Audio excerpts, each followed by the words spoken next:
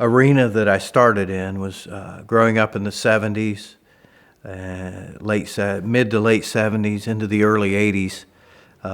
There was great music being produced.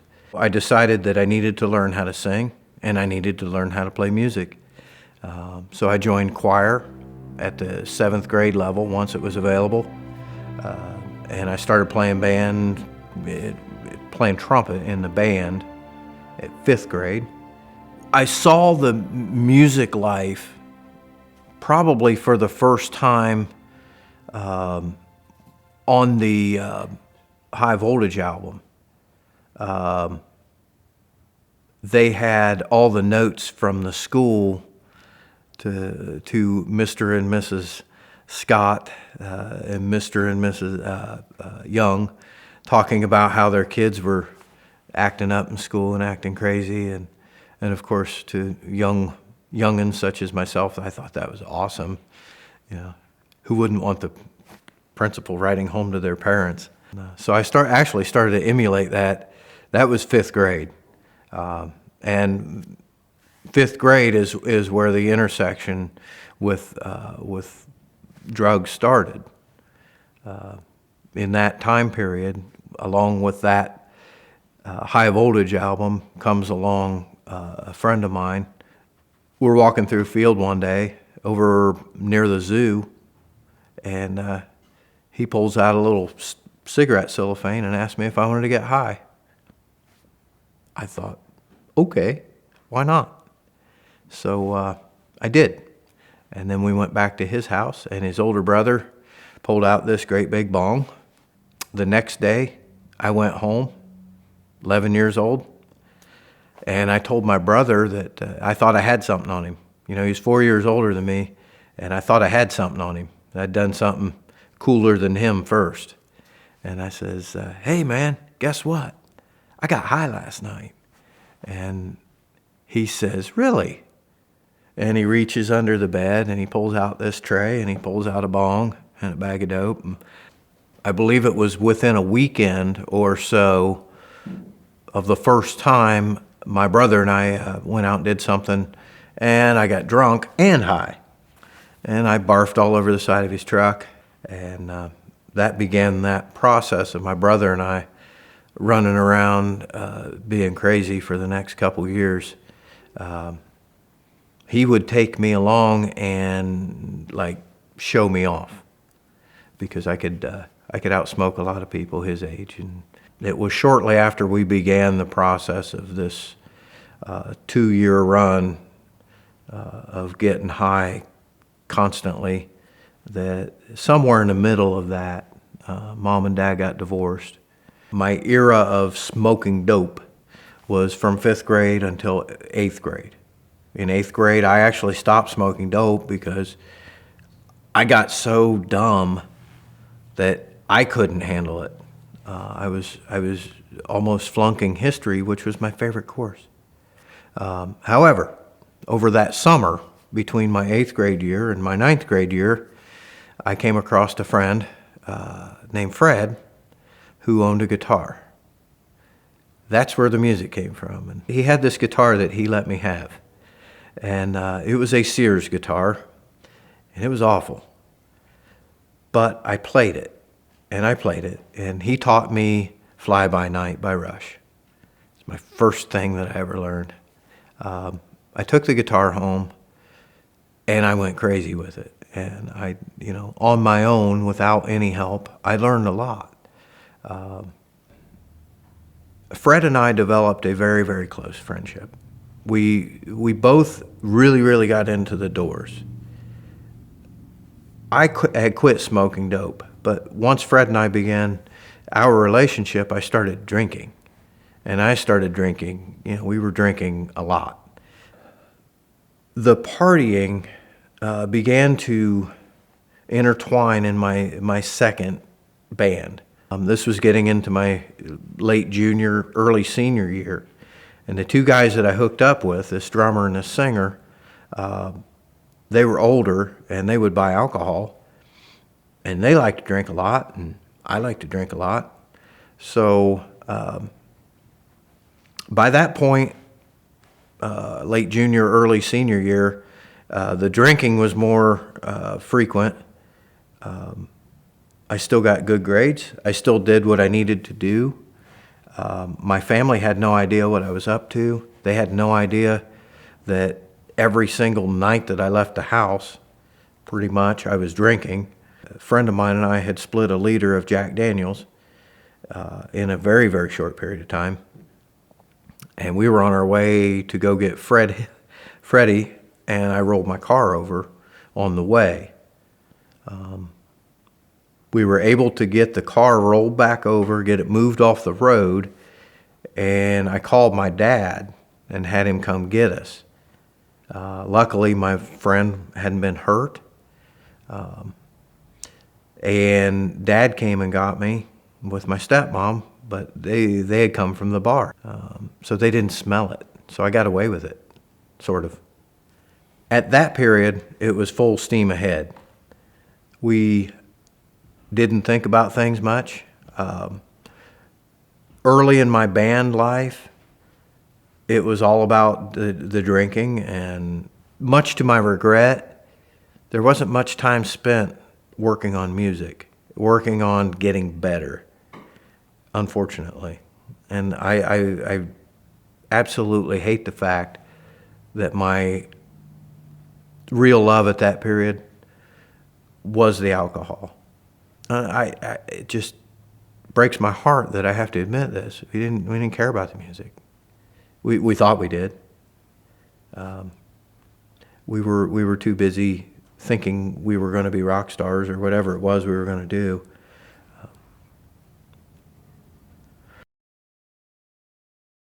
Once I graduated school and I started working full time, a friend of mine and I that were in a band together, he worked in Waldo. I worked at the gas station down at 23 and Powell Road. And we had bar tab. I was 18 years old and I had a bar tab. I was not legally allowed to drink, but I had a bar tab. And so we would take our paychecks up to the bar and pay our tabs, and he would give us the change back. And we were drinking pretty much any time we possibly could.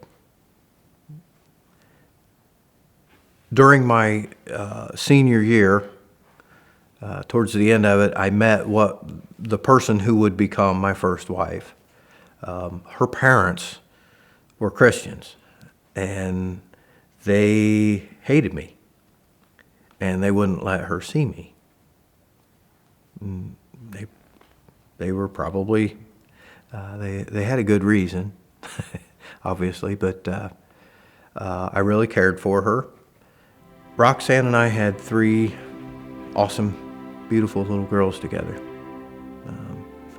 They were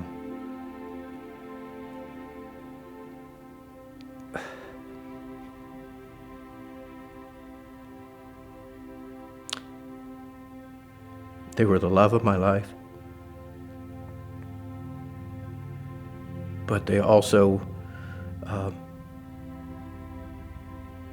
really brought in the idea that you're a big loser. You can't take care of these little beautiful little girls, and you're a monster. That really, some of the things I said and did while those little kids were even in diapers are so unexcusable and so unforgivable. There's times I can't even believe that I was the guy who at one point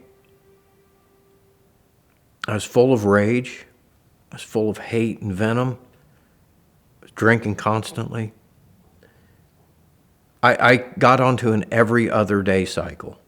Drink until you black out, and then recover for a day, and then drink until you black out, recover. And I got so bad at one point that I was so angry. The kids had this Barbie Corvette, and they'd left it out on the floor, and I'd asked them to pick it up a couple times. And I tripped over it, and I lost my mind. So I took the Barbie Corvette, and I threw it out in our yard, and I made my kids stand along the window and shot it up with my 1022, Ruger 1022. I just, where's that come from? These are the types of things that I was doing at that time. I was lost. Looking back on it now, my dad and I didn't get along. My dad didn't get where I was coming from on anything. I was so different from him. I spent a lot of my life trying to figure out, this is my first hero. Every little boy, I think, looks at their dad and says, that's my hero. I want to be like him. He was great at sports. He was built well. He was handsome. And I just, I spent my whole life just, hey, Dad, hey, Dad. And it just didn't seem like we could ever connect. And as an 8-year-old boy, that had a dramatic effect on me. But now that I've had kids, and I have the same difficulty sometimes making that connection with them, now I understand it. As an 8-year-old, I thought my dad didn't like me. One of the, I guess, good things I did as a dad was I vowed to myself that I would never, ever allow them to question, does my dad love me?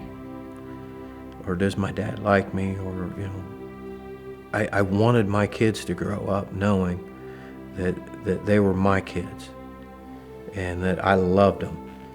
I think alcohol ended our marriage because it stole me away from her. It allowed me to convince myself that everything was okay and that I was doing a good job. In the end, I took from her the ability to love me.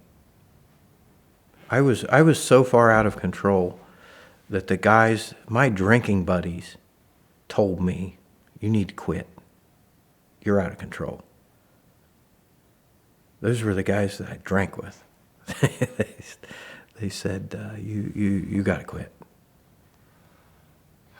The divorce took place after I had become a Christian. I had so wounded my ex-wife's heart that even though I had gotten my head in a good place, she couldn't go back. I was taking the kids to my grandma's for the first weekend. I would, in our agreement, I would get the kids every weekend. I stopped on the little road in front of my dad's house, and I asked my kids, I said, girls, do you guys love your mom? And they all said, yeah, we do. We love Mom. Why? I said, do you love me? They said, yeah, Dad. Why? I said, please don't ever think you have to choose between us, because we both love you, and you should love us both. Your mother's your mother, and I'm your dad. It's okay to love both of us. Don't ever, ever, ever think you have to choose. And that is how I started my single, the separated portion of our family was on that footnote, with that as a starting point. We had this little band that we were working on, and it was going decent. And there was a friend of mine in this band who we had been drinking one day, and something something bad happened, and nothing terrible. He had wrecked the car. My ex was in the car with him, and I jumped down his throat, and it wasn't a bad wreck. It was just he tore his car up a little bit, but my ex had bumped her head on the dashboard because, of course, she wasn't wearing a seatbelt, because only sissies wear seatbelts, right? So anyway, they get there. I jumped down his throat a little bit, and not terrible, but then the one adult who was there jumped down my throat about, hey, he wasn't doing nothing that any of you guys haven't done 100 different times. So he calmed me down, and I went back to this friend of mine, and I said, look, man, I'm sorry. I got a brother who can fix your car. We can, maybe we can talk him into helping us, and it's not that bad. The bumper's tore up a little bit. We can go to a junkyard, get some new pieces. Well, he went home that night, and he went and got his shotgun. There'd been a lot happening in his life, and he went out into Morrow County, and he shot himself. He killed himself. And the worst part was we had to go find him. The Morrow County sheriffs had gone to look for this guy, and they couldn't find him. He was 100 feet from his car, and they couldn't find him. He was wearing a white T-shirt, sitting along an old set of railroad tracks, and they couldn't find him. We did. That's when the drinking took a very, very dark turn in my life, and I didn't realize it. That's the thing about alcohol or the drugs, is that it does that to you. You turn, and I took a very, very hard, dark turn at that point, and my drinking went from woo-hoo party time, that type of, and we were a lot of fun. All these people that I was drinking with, it was fun.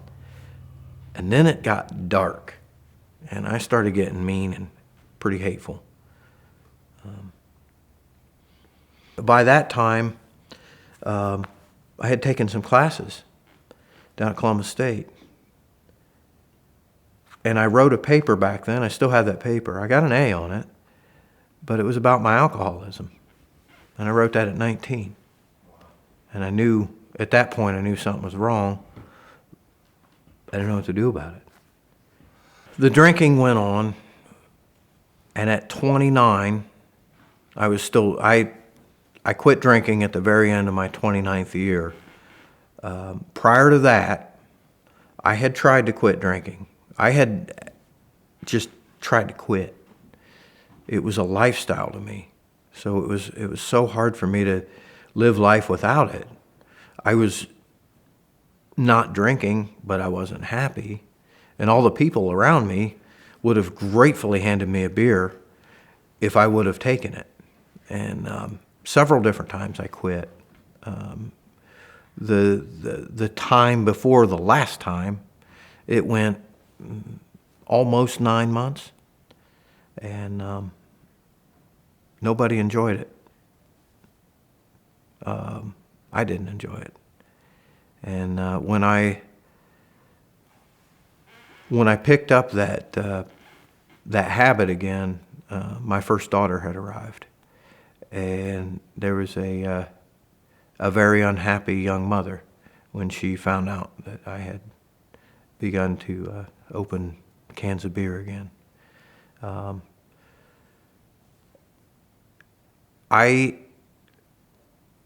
didn't try. I was too proud to try the 12 steps. I was too proud to try any of those other things. So all I ever did was to try to do it on my own. And it didn't work. My brain was just wired to do this. I'd done it for so long, and it was just, that's what you do. My whole life, that's all I experienced was drinking. It was normal. It was uncommon for someone not to drink. My solution to the drinking problem was suicide. That's That was the only way I could figure that I could end it.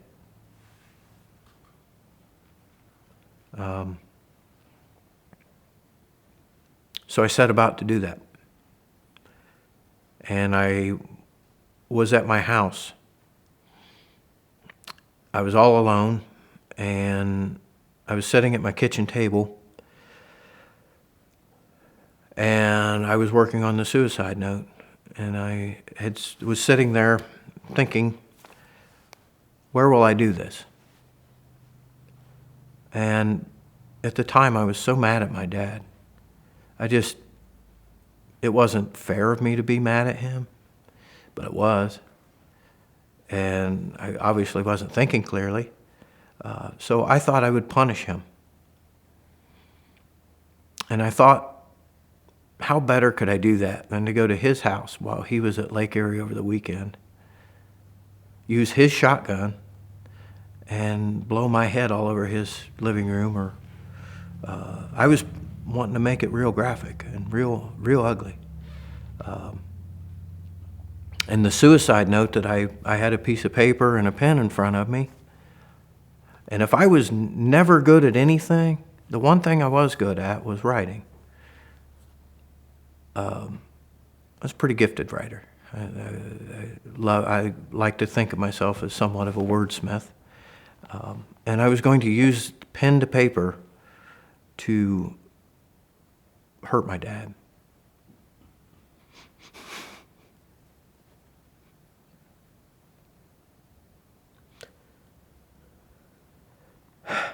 I was going to kill him living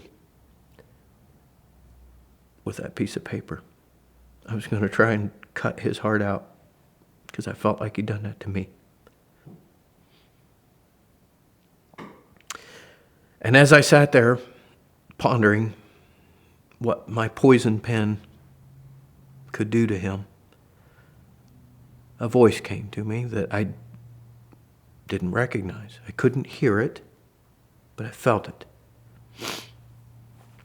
And it asked a very simple question. Would it be that bad to give me a try? And I thought, what? And I looked around, and I pushed myself up from the table, and I sat, and I thought, what in the world am I doing? And the fog cleared out of my brain, and I thought, holy crap, you're doing this. Wow. The voice continued, you could give me a try, and if you don't like it, you always have your gun. So that's when I decided to call a friend of mine named Chuck. Chuck had quit a band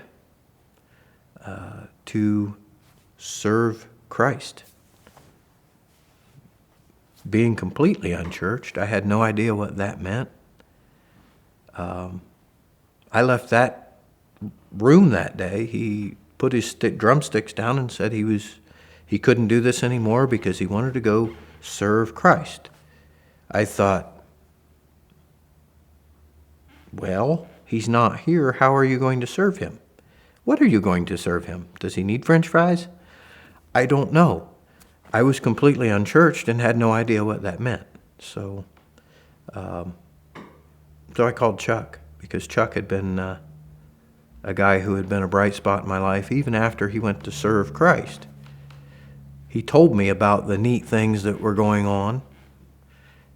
He shared with me all the good stuff that was going on in his life, and he never once preached at me. So I called my buddy Chuck. Chuck introduced me to the guy who had spoken my being. His name was Jesus. When I received Jesus, it was a day later. I was still drunk from the night before because I really went out and laid one on that night. The last time I got drunk, wow, it was a good one.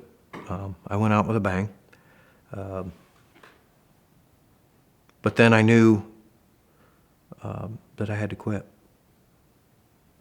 The crazy thing was, I quit drinking immediately, and it didn't hurt, and it didn't suck, and I didn't miss it. I didn't struggle with it at all. Jesus took it from me, and I wasn't a dry drunk anymore. He filled that hole in my heart that I had with the right piece. You can't put a square peg in a round hole. You can't fill up Jesus' hole with a bottle of beer or with anything else for that matter. He saved me. And he saved me from these two hands.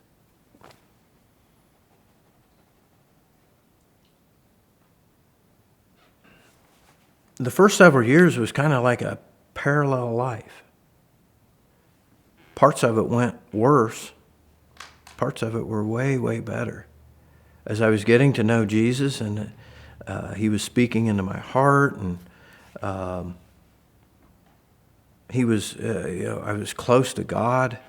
As a new Christian, full of zeal and life, and learning about things that I had misunderstood, things with my dad that I didn't, working on that forgiveness thing with him. In here, I mean, what he did or didn't do was irrelevant. It was what was going on up here, what was the problem. And so all these misconceptions and all these different things had formulated this hardness against him. So I had to begin working on that, letting that come down. And I'd actually done something very, very bad to my dad and all of that. I expected him to be God. I expected him to be the one to fill that spot in my heart that I was so missing. That's pretty unfair to make someone, to hold expectations for them to be God. And that's why I had so much anger, I think.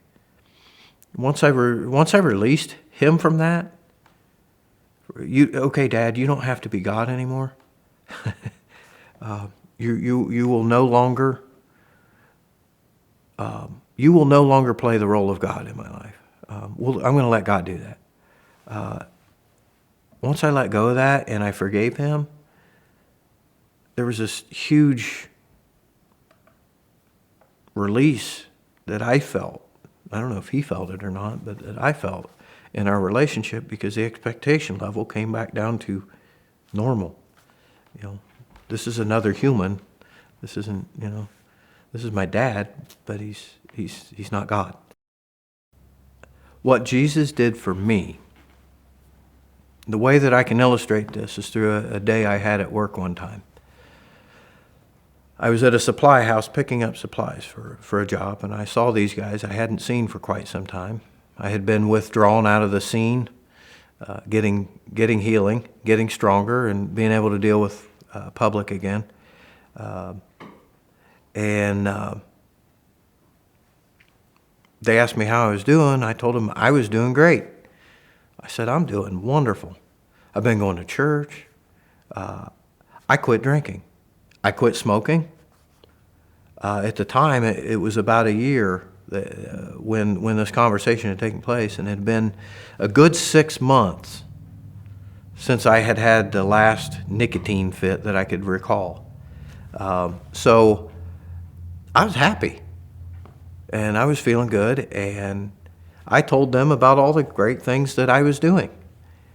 And I leave out of there, and all of a sudden I had cold chills. I had the cold chills, the cold sweats. I started shaking. My hands started shaking, and I couldn't figure out what was going on. So I started praying, and I'm like, God, what the heck? And I go to the office, and I walked in there, and the guys saw that I was all pale, and I wasn't feeling good, and I was shaky, and They asked, "Are you okay?" And I said, "No, I feel awful." And they're like, "What's wrong?" I said, "I have no idea." So I wasn't bad enough to go home sick, so I kept doing my job. I was a serviceman, so went and fixed some furnaces. I did my day's work, and on the way home, I was praying. I've been praying all day.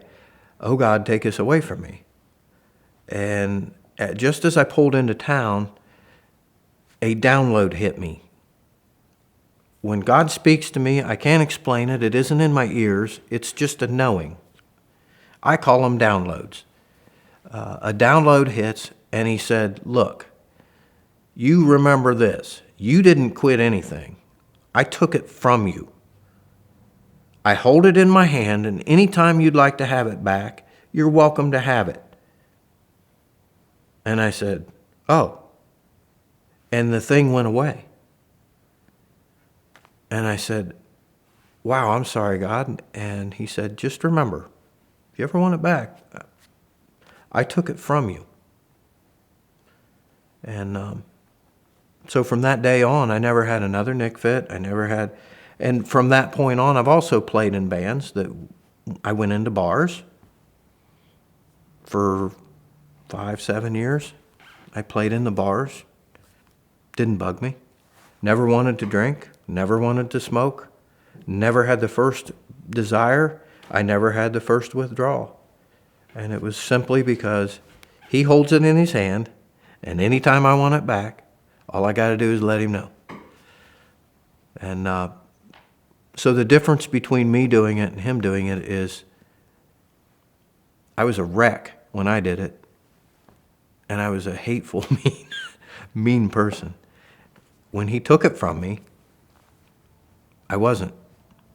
And not only was I free to get healed and do better and walk away from some of the crap that I'd done, not only could I walk away from that, but he told me very within the first 2 or 3 days after I got saved, I was unemployed, and he told me very clearly, "You got to get better fast. You're going back where you came from." And I had no idea what that meant. But as it turned out, I ended up working with 4 guys who had alcohol problems in 3 weeks later, and went on to start playing in the bars and playing music in the bars, talking to people out in the world about what God had done to me, for me, with me. I start learning about Christ. I start going to school at church. They had a Bible college, so I start doing that. I formed a Christian band.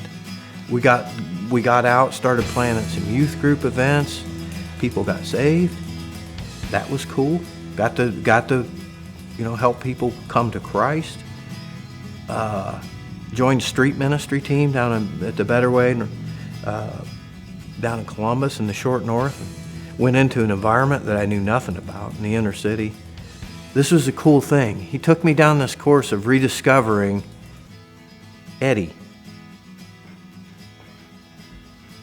the 10-year-old, because I forgot who it was. So he took me back to that and brought me forward. And I got to be reacquainted with that little kid that had the hair that stuck up back here and loved to play baseball.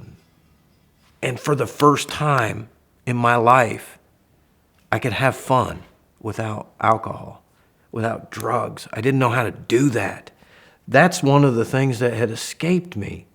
As I tried to do it on my own, I had formulated such a life around all of this junk that I couldn't have fun without it. And Jesus brought that little kid back into my heart. And I could run again, and I could play again, and I could do these things. And all of a sudden, I could play with my kids.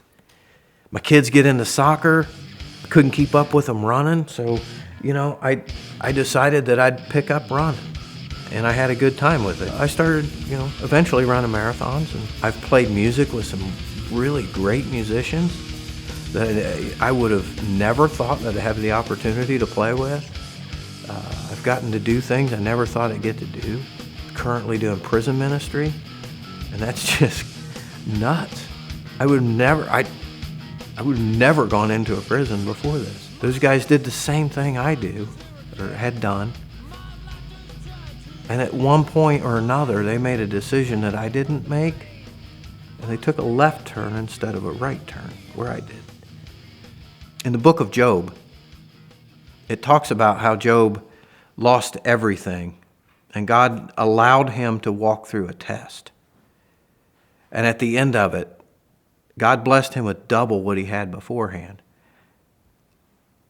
That's what I got. I got that. I got remarried to a wonderful woman, and I got 3 more daughters. So I took my life from a life of 3 beautiful little girls to 6 beautiful, wonderful girls. I've now got grandkids from my stepdaughters. And what was really cool is that the middle one, Rachel, she blessed me in a way that I probably can't express. She let me be her daddy. She needed a daddy, and I needed her. And we got very close. And that was a beautiful road to walk down, was those years with her as a teenager, and now she has her own beautiful little girl. And I feel I'm clean, I'm healthy, I'm sober, prospering. And I'm finally at a place in my life where I feel like I have things to offer people. And I can take, again, these 2 hands that used to do so much evil and so much destruction. And these hands are now helping. These hands are now hands of healing and hands of empathy and understanding for other people. He knew me before I was created. He knew who I was. And despite all of the crap, he loved me anyway. And when I cried out, he didn't abandon me. And in a moment of pain and anguish one time, I asked him, "Why did you do it? Why?" He answered back in my heart very clearly. He said, in 2000, when I was on the cross and I looked across time, I could see a young man sitting at his kitchen table working on a suicide note.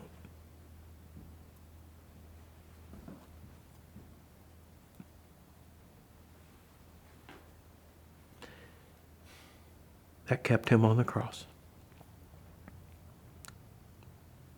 And the thing of it is, when he looked out across time, in that moment, he saw every last one of us, everybody in this world. And he loved us anyway.